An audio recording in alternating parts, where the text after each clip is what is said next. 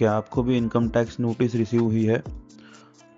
और अगर आप भी ये जानना चाहते हैं कि अब हमें आगे क्या करना चाहिए, तो मैं हूँ सीए हार्दिक और इस वीडियो में मैं आपको एक clear step by step action plan बताऊंगा कि इनकम टैक्स नोटिस रिसीव होने पर असेसी को क्या करना चाहिए।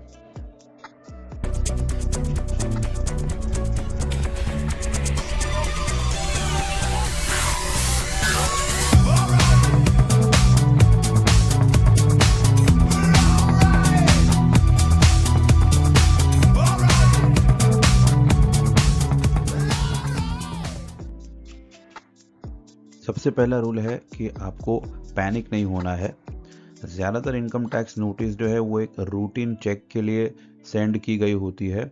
यहाँ पर आपके ऊपर कोई भी तरीके का डिमांड या फ्रॉड का क्लेम नहीं डाला गया है। डिपार्टमेंट बस आपके डेटा को क्रॉस चेक करती है, आपके bank statements, employers, AIS and form 26 as के साथ, और अगर उन्हें कोई मिसमैच दिखता है तो उसके अगेंस्ट क्लैरिफिकेशन मांगने के लिए नोटिस भेजी गई होती है। ये बहुत ही कॉमन है। हज़ारों इनकम टैक्स रिटर्न फाइलर्स को छोटे बड़े डिफरेंसेस के लिए नोटिसेस आती है। ये एक फेसलेस प्रोसेस होता है जहां पर हमें हमारा रिस्पॉन्स को ऑनलाइन ही फाइल करना होता है income tax e filing portal के थ्रू। यहाँ पर कोई भी फिजिकल विजिट की आम तौर पर ज़रूरत नहीं होती है। ये एक टाइम बाउंड प्रोसेस होता है। हर नोटिस के अंदर क्लियर डेडलाइन दी होती है और हमें उन डेडलाइन के अंदर अंदर ही रिस्पॉन्स सबमिट कर देना होता है।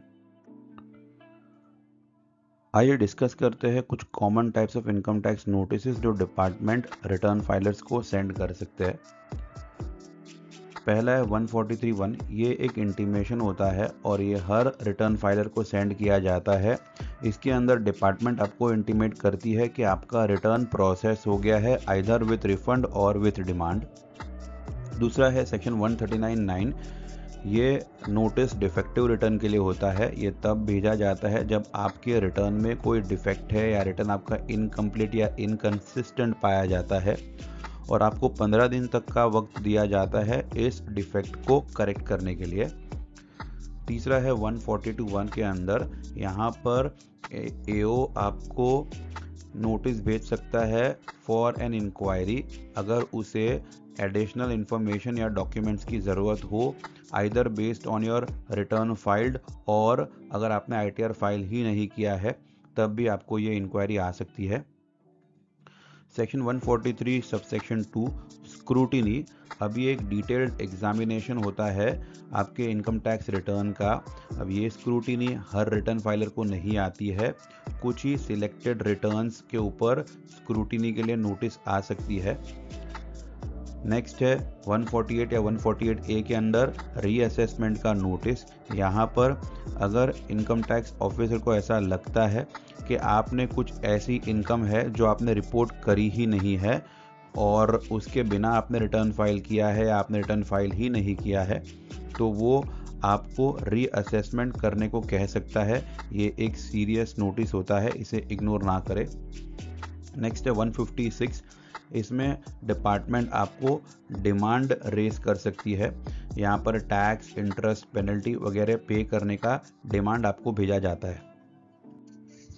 आइए अब डिस्कस करते हैं कि नोटिस आने पर हमें क्या क्या करना चाहिए। सबसे पहला स्टेप है कि हमें नोटिस के जेन्युइननेस को वेरीफाई कर लेना चाहिए। आजकल फेक नोटिस बहुत ही कॉमन है, तो आपको ईमेल पर आए हुए किसी भी लिंक को चेक करे बिना उसे क्लिक नहीं करना चाहिए। OTPs या बैंक डिटेल्स किसी के साथ भी बिना चेक करे शेयर नहीं करना चाहिए।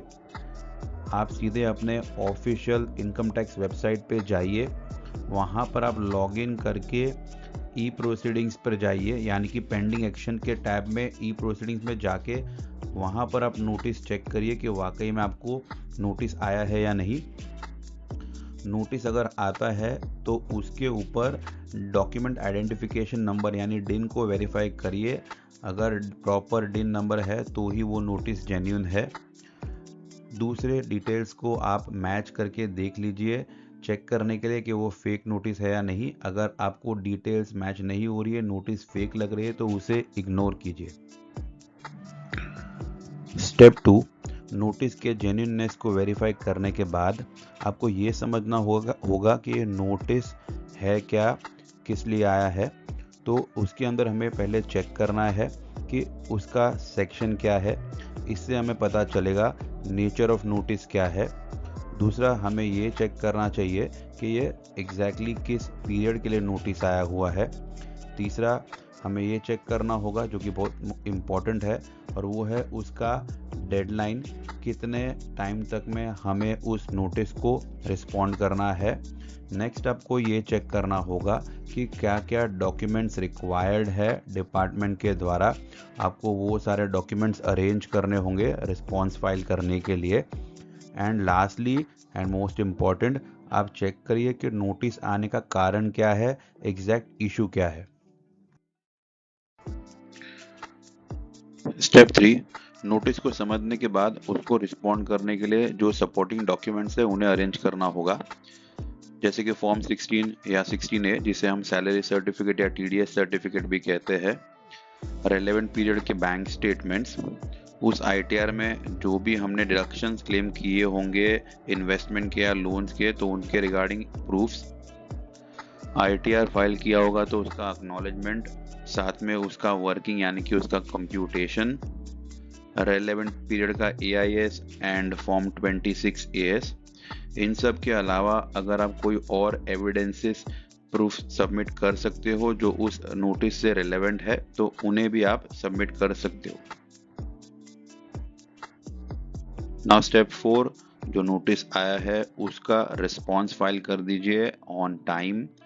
तो आपको अपने इनकम टैक्स पोर्टल पे जाकर लॉगिन करना है, पेंडिंग एक्शंस में ई प्रोसीडिंग्स में जाना है, वहाँ पर जो नोटिस को आपको रिप्लाई करना है उस नोटिस को आपको सिलेक्ट करना है और सबमिट रिस्पॉन्स के ऊपर आपको क्लिक करना है। उसके बाद वहाँ पर सही ऑप्शन को क्लिक करना है। अगर दिए गए डिमांड को आप अग्री करते हो तो अग्री पे चूज करिए, डिसअग्री करते हो तो डिसअग्री पर चूज करिए। फैक्ट्स को सही तरीके से एक्सप्लेन कीजिए, रेलेवेंट डॉक्यूमेंट्स को अपलोड करिए PDF फॉर्म में, और सारे डॉक्यूमेंट्स को प्रॉपरली लेबल करके और with in the size limit आप अपलोड कीजिए, नहीं तो वो अपलोड नहीं होगा। सबमिट कर दीजिए, एक्नॉलेजमेंट को सेव कीजिए और उसके बाद आप उसके स्टेटस को कंटिन्यूसली मॉनिटर करते रहिए। फर्दर कम्युनिकेशन आपको आपके रजिस्टर्ड ईमेल पर आते रहेंगे। कुछ कॉमन मिस्टेक्स जो हमें अवॉइड करनी चाहिए, जैसे ही नोटिस आता है आपको उसे इग्नोर बिल्कुल भी नहीं करना है, नहीं तो आप ऑफिसर को मजबूर कर देंगे कि वो best judgement assessment order pass कर ले। यहाँ पर आपका अपील फाइल करने का राइट भी आप खो सकते हैं। डेडलाइन मिस मत कीजिए, अगर आपको और वक्त चाहिए तो आप एडजस्टमेंट के लिए रिक्वेस्ट कर सकते हैं। इनकम्प्लीट रिप्लाई फाइल करना आपको और तकलीफ में डाल सकता है, तो या तो आप एक्स्ट्रा टाइम मांग लीजिए या प्रॉपर रिप्लाई फाइल कीजिए। सही पोर्टल पे जाकर सही पाथ पे रिप्लाई फाइल करना ज़रूरी है। डिमांड को पे करने से पहले उसे चेक करना ना भूले, अगर आपको डिमांड करेक्ट नहीं लगती है तो आप उसे डिसएग्री भी कर सकते हैं। याद रखिए, इनकम टैक्स के नोटिस का डिमांड उसके ऑफिशियल पोर्टल पे लॉगिन करके ही करना है। उसके लॉगिन आईडी, पासवर्ड या OTP को किसी और के साथ शेयर नहीं करना है। ज़रूरत पड़ने पर आपको प्रोफेशनल हेल्प भी लेनी चाहिए। आप एक प्रोफेशनल चार्टर्ड अकाउंटेंट या टैक्स एडवाइज़र की सलाह ले सकते हो अगर मैटर कॉम्प्लिकेटेड है, जैसे कि सेक्शन 148 या 148A का आपको रीअसेसमेंट का नोटिस आया है, या आपका जो डिमांड है उसका अमाउंट काफ़ी बड़ा है, स्क्रूटिनी असेसमेंट आया है, या कोई कॉम्प्लेक्स ट्रांजैक्शन है, तो खुद से बिना जाने बिना सोचे समझे किया हुआ रिप्लाई आपको और महंगा पड़ सकता है। Stay informed, stay compliant. अगर आप इनकम टैक्स रिटर्न फाइलिंग या नोटिस रिप्लाइंग से रिगार्डिंग सर्विसेज चाहते हैं तो आप हमें हमारी ईमेल आईडी पे कांटेक्ट कर सकते हैं। वीडियो पसंद आई हो तो वीडियो को लाइक कीजिए, शेयर कीजिए, चैनल को सब्सक्राइब कीजिए। मिलते हैं ऐसे ही इंफॉर्मेटिव वीडियो में। Thank you.